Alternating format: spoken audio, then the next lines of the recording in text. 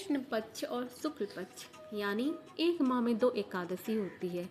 मतलब एक वर्ष में 24 एकादशियाँ आती हैं। जिस वर्ष अधिक मास हो उस वर्ष यह 26 हो जाती हैं। एकादशी व्रत की शुरुआत 10वीं रात्रि में ही हो जाती है। पारण द्वादशी को होता है, यानी व्रत पूर्ण द्वादशी को ही होता है। इस दौरान मुहूर्त का विशेष ध्यान रखना चाहिए।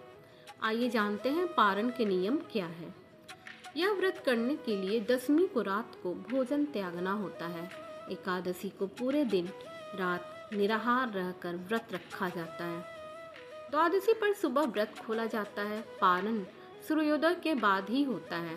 शास्त्रों में कहा गया है कि एकादशी व्रत पारण द्वादशी तिथि खत्म होने के पहले ही करना जरूरी होता है। यदि तिथियों की घटबढ़ के कारण द्वादशी तिथि सूर्योदय से पूर्व ही खत्म हो गई हो तो ऐसी स्थिति में पारण सूर्योदय बाद ही करना होता है। पारण के समय ध्यान रखना है कि एकादशी व्रत का पारण हरिवासर के दौरान नहीं किया जाता है। भक्तों, आइए जानते हैं हरिवासर क्या है। द्वादशी तिथि का पहला चौथाई समय हरिवासर कहा जाता है।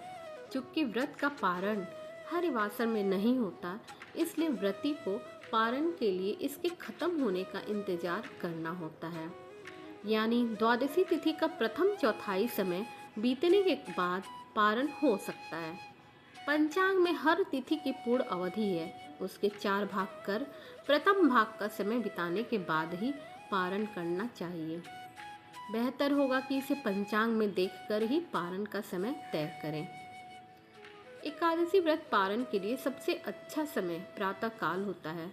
व्रती को मध्याह्न काल के दौरान व्रत खोलने से बचना चाहिए, यानी प्रातः सूर्योदय के बाद 3-4 घंटों के भीतर व्रत खोल लेना चाहिए। मध्याह्न काल अर्थात दोपहर में 11 से दोपहर 1 बजे तक व्रत नहीं खोलना चाहिए।